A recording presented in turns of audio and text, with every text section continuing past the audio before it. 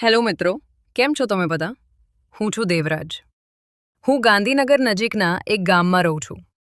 મારી આગળની વાર્તા તો તમે સાંભળી જ હશે કે કઈ રીતે મેં કોમલ અને અર્જુનની દોસ્તી કરાવી હતી અને કોમલ કઈ રીતે અર્જુનની દીવાની બની ગઈ હતી. કોમલને પણ અર્જુન સાથે બહુ જ મજા આવી હતી. હવે હું એક નવી અને વધુ રોમાંચક વાર્તા લઈને આવ્યો છું જે તમને ખૂબ જ ગમશે. મારી ઉંમર 30 વર્ષ છે અને કોમલની 29 વર્ષ. કોમલ દેખાવમાં એકદમ ગોરી અને આકર્ષક છે. તેનું ફિગર એકદમ પરફેક્ટ 34, 32, 36 છે. કોમલ હવે એકદમ ખુલ્લા વિચારોવાળી બની ગઈ છે. તે અર્જુન સાથે ઘણીવાર ફોન પર અને ક્યારેક વિડીયો કોલ પર પણ એકદમ રોમેન્ટિક અને મસાલેદાર વાતો કરે છે. તો ચાલો શરૂ કરીએ આ વાર્તા. કોમલ અને અર્જુનની ટેલિગ્રામ પર થતી ચેટ હું રોજ જોતો હતો. એકવાર એ બંને વચ્ચેની વાતચીત કંઈક આ પ્રમાણે હતી. અર્જુન: કેમ છો ભાભી, મજામાં ને? હમણાં તો મને બિલકુલ યાદ પણ નથી કરતા. કોમલ: અરે યાદ તો કરું છું ઘણીવાર. અર્જુન: અચ્છા એમ? ક્યારે યાદ કરો છો? કોમલ: જ્યારે તમારા ભાઈ મારી નજીક આવીને એન્જિન ગરમ કરે ને ત્યારે. બહુ સરસ. તો હવે ક્યારે આવો છો આપણી મુલાકાત માટે અને મનની તરસ છિપાવવા? જોઈએ, થોડા જ દિવસોમાં પ્લાન કરીએ. અચ્છા ભાભી, એક ખાસ વાત પૂછવા માટે મેસેજ કર્યો હતો. બોલો, શું પૂછવું હતું? તમે કોઈ દિવસ પ્રોફેશનલ સ્પેમાં ગયા છો? ના, ક્યારેય ગઈ નથી, પણ જવાનો વિચાર ચોક્કસ છે. સરસ. હમણાં મને એક યુવાન મળ્યો જેની સાથે સારી વાતચીત થઈ. તે પહેલાં એક મોટા સ્પામાં કામ કરતો હતો અને તેને શરીરને એકદમ આરામ આપતો મસાજ કરતા બહુ મસ્ત આવડે છે. બરાબર. તો મેં એને વાત કરી કે જો કોઈ લેડીને પર્સનલ મસાજ કરાવવો હોય તો કઈ રીતે થઈ શકે? તો એને શું કીધું? એનો પોતાનો એક પ્રાઇવેટ ફ્લેટ છે અને મસાજ માટેની બધી જ સુગંધિત સામગ્રી પણ છે. વાહ, એ તો બહુ સારું કહેવાય. તો તમારે મસાજ કરાવવો છે? એ એકદમ સ્પેશિયલ મસાજ કરી આપશે. શરીરનો બધો થાક ઉતરી જશે. હું તમારા ભાઈ સાથે વાત કરી જોઉં કે એ શું કહે છે, પછી વિચારીએ. હા ભાભી, તમે પણ વાત કરી લો અને હું પણ ભાઈ સાથે વાત કરી જોઉં. સારું, એ ઘરે આવે એટલે પૂછીશ. ચલો, ત્યારે પછી વાત કરીએ. સારું, હું પણ ઘરનું કામ પતાવી દઉં. બાય. બાય ભાભી. આ રીતે અર્જુન અને કોમલ વચ્ચે મસાજની જે વાતચીત થઈ તે મેં જોઈ લીધી હતી. આમ પણ ઘણા સમયથી મારો વિચાર હતો કે કોમલને કોઈ સ્પેમમાં લઈ જઈને સારો એવો મસાજ કરાવીએ અને અહીં તો સામેથી જ મોકો મળી રહ્યો હતો એટલે મને આ પ્લાન બરાબર લાગ્યો. ત્યાર પછી સાંજે અર્જુનનો મારા પર મેસેજ આવ્યો. તેને કહ્યું કે ભાઈ, મેં કોમલ ભાભી સાથે આ રીતે વાત કરી છે. એક સારો અને હેન્ડસમ મસાજ બોય મળ્યો છે. તો ભાભીને કંઈક નવો, એકદમ રોમાંચક અનુભવ કરાવવાની ઈચ્છા છે. મેં જવાબ આપ્યો, આમ તો આઈડિયા સારો છે, પણ સામેવાળો માણસ વિશ્વાસપાત્ર હોવો જોઈએ અને આપણી આ સિક્રેટ વાત ખાનગી રાખે તેવો હોવો જોઈએ. અર્જુને કહ્યું, હા ભાઈ, એ બધી જવાબદારી મારા પર છોડી દો. મેં કહ્યું, સારું, તો આપણે થોડા દિવસમાં જ આનો પ્લાન કરીએ. ત્યારબાદ મેં અર્જુનને એક મજેદાર આઈડિયા આપ્યો. મેં કહ્યું, મારો વિચાર એવો છે કે કોમલ જ્યારે મસાજ કરાવવા આવે ત્યારે તું તેની સાથે રૂમમાં રહેજે, પણ હું ત્યાં એ રીતે છુપાઈને રહીશ કે કોમલને ખબર જ ન પડે. અર્જુન હસીને બોલ્યો, મતલબ તમારી એવી ઈચ્છા છે કે ભાભીને ખબર ન પડે અને તમે આખો નજારો લાઈવ જોઈ શકો. અને મસાજ થયા પછી ભાભીનો મૂડ એકદમ રોમેન્ટિક થઈ જશે એટલે હું એમના ખજાનાની સવારી કરીશ અને તમે બધું જોશો, એમ જ ને? મેં કહ્યું, હા, બિલકુલ એમ જ. અને જો પેલા મસાજ બોયની મસાજ કરવાની સ્ટાઇલથી કોમલ વધુ ઉત્તેજિત થઈ જાય અને તેની સાથે પણ ખેલ કરવા માંગે તો એ પણ થઈ શકે. બસ, કોમલને એ ખબર ના પડવી જોઈએ કે હું આ બધું જોઈ રહ્યો છું. અર્જુને કહ્યું, બહુ સરસ પ્લાન છે ભાઈ.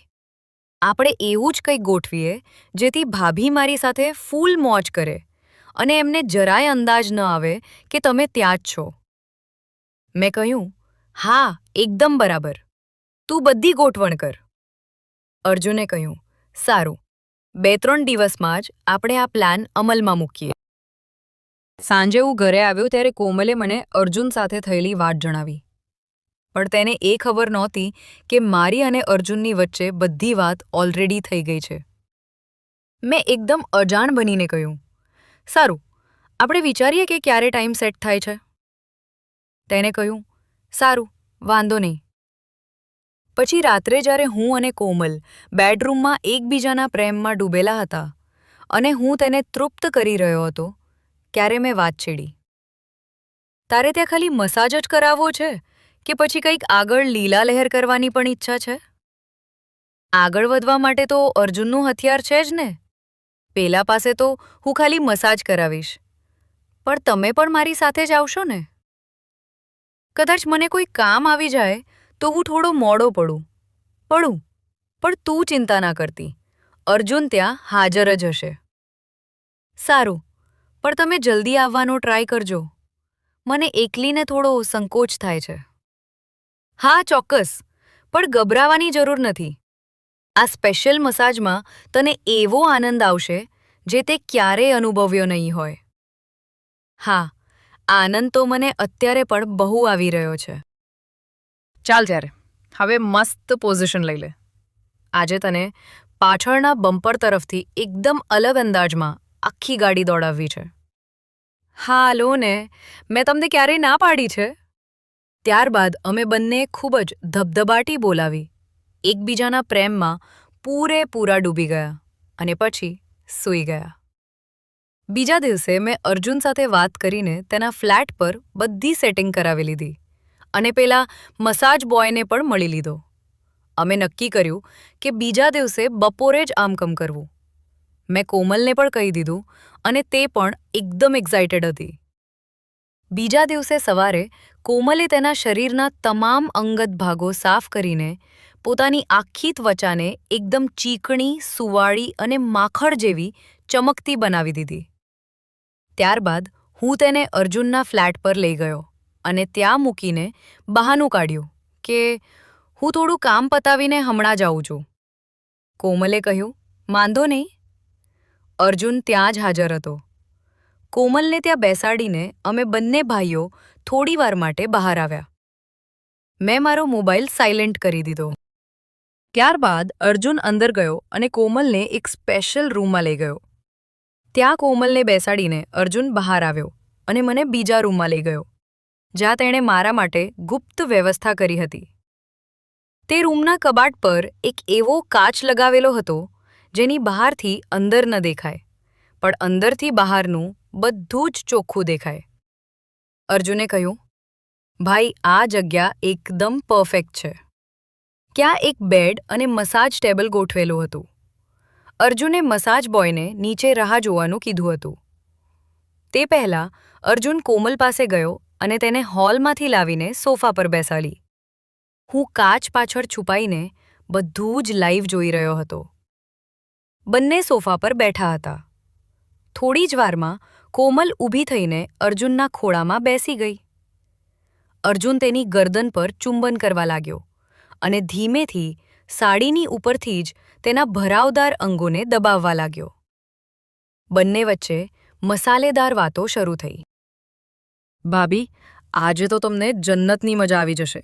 પહેલા મસ્ત મસાજ અને પછી હું તમને એકદમ શાંત કરી દઈશ, બરાબર ને? મારી પણ એ જ ઈચ્છા છે અર્જુન. તારી વાતો સાંભળીને જ મારી અંદર ગરમી વધી ગઈ છે અને મારો નીચેનો ખજાનો અત્યારથી જ ભીનો થવા લાગ્યો છે. અચ્છા, એવું છે? તો લાવ, પહેલાં તારા એ ભીના ખજાનાનું મધ હું પણ ચાખી લઉં. એટલું કહીને અર્જુને કોમલની સાડી અને ચણિયો ઉપર કરી દીધા. કોમલને સોફા પર નમાવીને તેની પેન્ટી સાઈડમાં કરીને અર્જુન કોમલની એ નાજુક ડીંગલી પર જીભ ફેરવવા લાગ્યો અને તેને બરાબર પંપારવા માંડ્યો. કોમલના મોંમાંથી ધીમા સિસકારા અને મીઠા અવાજો નીકળવા લાગ્યા. અર્જુન તેની કમરથી લઈને પાછળના આખા બમ્પર સુધી પ્રેમનો જાદુ ચલાવી રહ્યો હતો. કોમલ આંખો બંધ કરીને આ સુખ માણી રહી હતી. હું રૂમની પાછળથી આ આખો નજારો જોઈને એકદમ રોમાંચિત થઈ ગયો હતો. આજે અમારી પાસે આખો દિવસ હતો, એટલે કોઈ ઉતાવળ નહોતી. અર્જુન, ભાભી, મજા આવે છે ને? કોમલ, હા અર્જુન, બહુ જ મજા આવે છે. પ્લીઝ ચાલુ રાખ. અર્જુન, ભાભી, એક વાત પૂછું? કોમલ, હા, પૂછને જે પૂછવું હોય તે. જો મસાજ કરતા કરતા પેલા છોકરાને પણ તારો સામાન વાપરવાની ઈચ્છા થઈ જાય તો? ના રે, એની સામે નહીં, નહીતર એ પણ લીલા લેર કરવાની વાત કરશે. પણ ભાભી, એ ઉંમરમાં નાનો છે. એના હથિયાર સાથે તમને એક નવો જ અનુભવ મળશે. અચ્છા એવું? ચલો, જોઈએ ત્યારે જે થાય તે. અને હા ભાભી, એની સાથે એકદમ ફ્રેન્ડલી રહેજો. એ મસાજ કરતી વખતે તમારા આખા શરીરને સ્પર્શ કરશે. તેની પૂરેપૂરી મજા લેજો. આ નવો અનુભવ તમને જિંદગીભર યાદ રહેશે. હા, પણ દેવને ખોટું તો નહીં લાગે ને? અરે ભાઈ, ક્યારેય ના નહીં પાડે. તમને ખુશ જોઈને એ પણ ખુશ જ થશે. હા, એ પણ સાચું. તો પણ હું પછી એમને વાત કરી જોઈશ. ચોક્કસ, પણ પહેલાં તમે મસાજ એન્જોય કરો. તમારી અંદરથી તો અત્યારથી જ પ્રેમનો રસ ઝરવા લાગ્યો છે. હા, તું આટલો સરસ પંપાડે તો રસ તો ઝરે જ ને.